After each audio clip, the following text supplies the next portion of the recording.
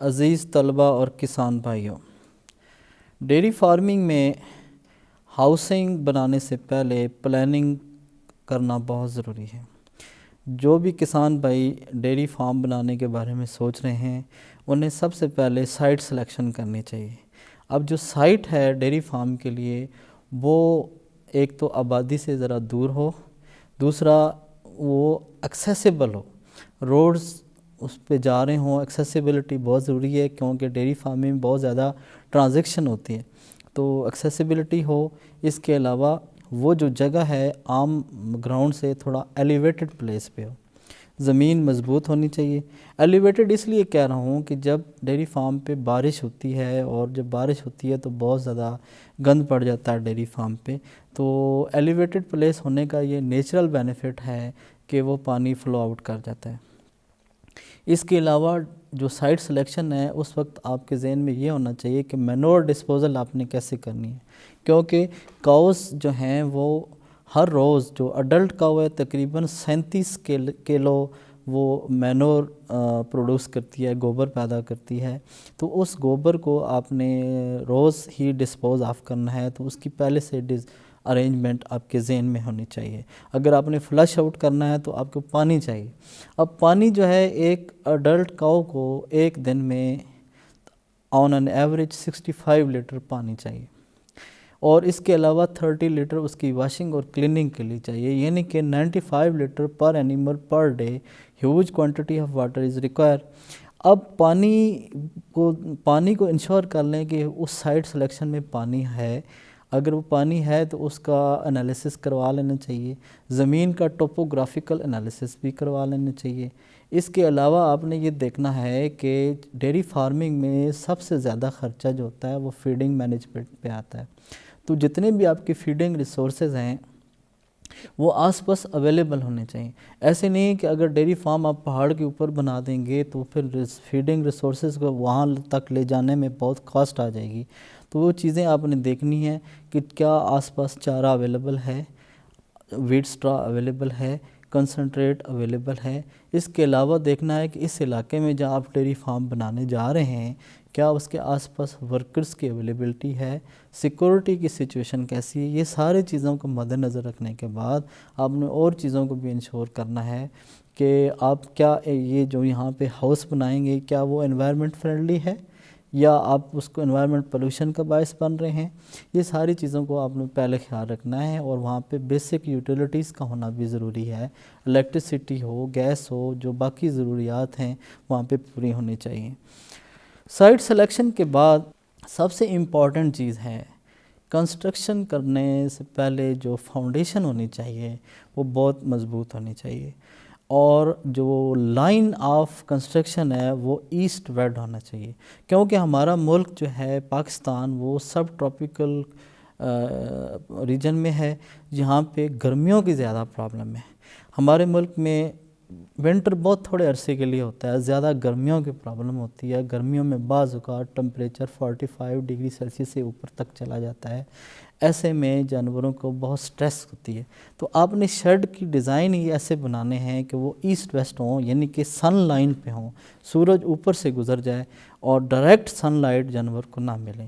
اور east west پہ رکھنے سے ایک فائدہ اور بھی ہے کہ ہمارے ملک میں ہوائیں جو چلتی ہیں وہ شمالاً جنوباً چلتی ہیں، اس سے کیا ہوتا ہے کہ کراس وینٹیلیشن سے شیڈ کے اندر جو ہائیجینک کنڈیشن ہے وہ بہتر ہو جاتی ہیں، ویٹنس جو ہے وہ ختم ہو جاتی ہے، جو فلورز ہیں ہاؤسز کے وہ ڈرائی ہو جاتے ہیں، ادروائز بیماریاں زیادہ پھیلنے کا خدشہ ہوتا ہے اور ہائیجین مینٹین کرنا مشکل ہو جاتا ہے۔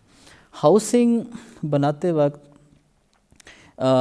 یہ چیز کو خیال رکھنا چاہیے کہ جو جانوروں کا رہائش آپ بنانے جا رہے ہیں کیا وہ اینیمل فرینڈلی ہیں یا نہیں، ان کے لیے اینیمل کی ساری ریکوائرمنٹ اس ہاؤس میں پوری ہونی چاہیے۔ مثلا اس کا آپ جو فلور بنائیں گے وہ سلپری نہیں ہونا چاہیے، کیونکہ بہت قیمتی جانور ہوتے ہیں، اگر وہ سلپ ہو جائیں تو وہ جانور ڈیمیج ہو جاتے ہیں۔ فرش جو ہے وہ رف ہونا چاہیے، فلور۔ اس کے علاوہ اور جو آپ نے شیڈ کے جو چھت بنانی ہے وہ اونچی ہو۔ جو ماڈرن ڈیری فارمنگ میں ابھی میں تھوڑی دیر بعد بتاؤں گا کہ ماڈرن ڈیری فارمنگ میں چھتیں 18 سے 20 فٹ تک اونچی ہوتی ہیں. اس کا یہ فائدہ ہوتا ہے کہ کراس وینٹیلیشن انشور ہو جاتی ہے. جی ناظرین، جیسا کہ ڈاکٹر صاحب نے ابھی آپ کو اینیمل فارم ہاؤس کے بارے میں آگاہی دی، ابھی ڈاکٹر صاحب farm shed modern dairy housing کے بارے میں تفصیل سے بتائیں گے. ہاؤسنگ کی کئی ٹائپس ہیں، جن میں سے 3 میجر میں بتانا چاہوں گا. ایک ہے ٹائی سٹال ہاؤسنگ، دوسری ہے فری سٹال ہاؤسنگ، اور تیسری ہے لوز ہاؤسنگ، جس کو آپ ٹریڈیشنل ہاؤسنگ بھی کہتے ہیں. تو سب سے پہلے I would like to elaborate free stall housing.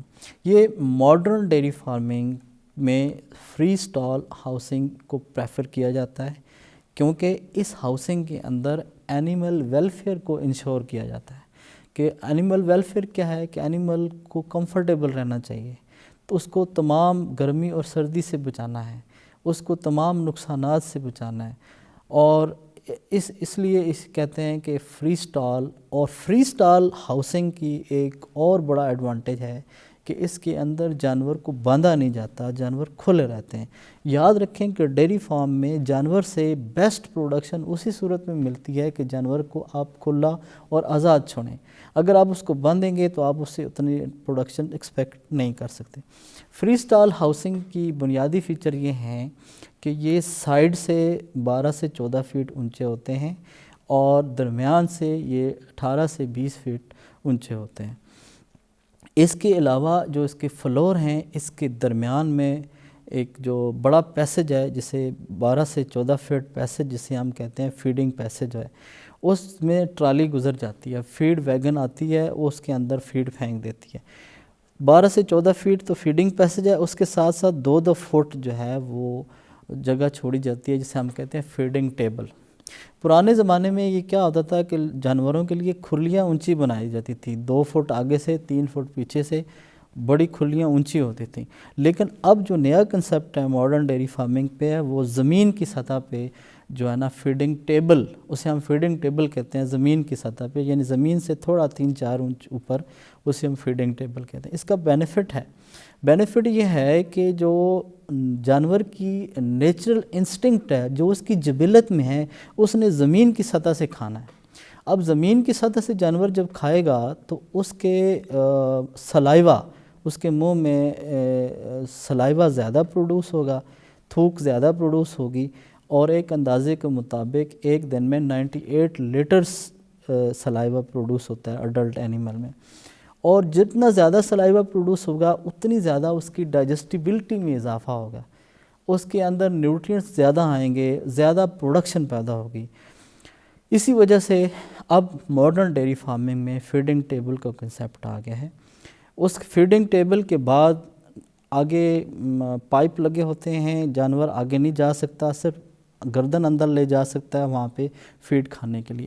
اس کے بعد تقریباً 10 فٹ کا جو ایریا ہے وہ سٹینڈنگ ایریا ہے، اور وہ جو اینیمل کا سٹینڈنگ ایریا ہے وہ زمین سے، فیڈنگ ٹیبل سے 3-4 انچ نیچے ہوتا ہے، جہاں پہ وہ گوبر کرتا ہے، یورن کرتا ہے، اور بعد میں فلش سسٹم سے وہ صاف ہو جاتا ہے.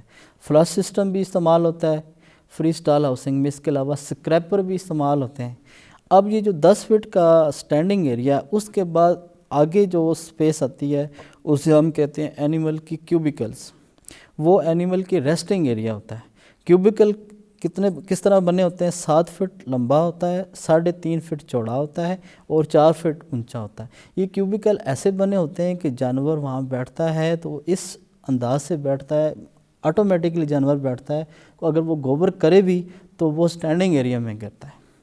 اور اب وہاں پہ ماڈرن ڈیری فارمنگ میں، اور خاص کر کے فری سٹال ہاؤسنگ میں جو ریسٹنگ ایریا ہے، وہاں پہ کچھ لوگوں نے ربڑ کے میٹ بچھائے ہوتے ہیں، کچھ نے بیڈنگ ڈالی ہوتی ہے.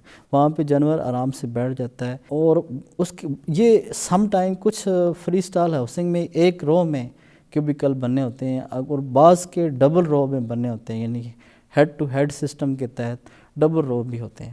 اور اس کے ساتھ ایک کامن پیسج ہوتا ہے، واٹر ٹرف ہوتے ہیں.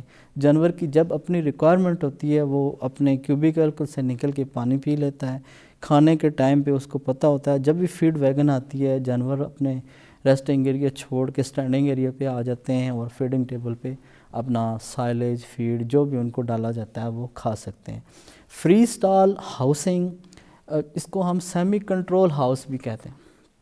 اس کے اندر واٹر سپرنکلر بھی لگے ہوتے ہیں، فین بھی لگے ہوتے ہیں، بڑے بڑے بریکٹ فین جو خاص کر کے سخت گرمیوں میں یہ بریکٹ فین اور سپرنکلر جو ہیں جانوروں کو گرمیوں سے بچاتے ہیں۔ خاص کر کے جو ہولسٹین فریزین کی کاؤ ہے وہ پاکستان میں آ کر گرمی کی شدت برداشت نہیں کر سکتی، لیکن فری اسٹال ہاؤسنگ میں یہ سہولت ہوتی ہے کہ واٹر سپرنکلر جو ہیں وہ پانی پھینکتے رہتے ہیں اور کچھ دیر بعد پھر پنکھے چلتے ہیں تو اس سے کولنگ افیکٹ ہوتا ہے، تو جانور اپنی ہیٹ ڈسیپیٹ آسانی سے کر لیتے ہیں۔ اس کے علاوہ بھی اس سسٹم میں جانور کمفرٹیبل ہوتا ہے اور ان کو بڑی آسانی کے ساتھ 1 سیکنڈ میں ٹائی اپ بھی کیا جا سکتا ہے۔ اگر آپ نے کسی جانور کو ویکسین کرنی ہے، کوئی انسیمینیشن کرنی ہے تو آپ اس کو 1 سیکنڈ میں لاک بھی کر سکتے ہیں۔ جہاں پہ فیڈنگ ٹیبل ہے وہاں لاک لگے ہوتے ہیں، جانور فیڈ کھا رہے ہوتے ہیں، آپ ہینڈل کھینچے جانور سارے بیک پر لاک ہو جائیں گے۔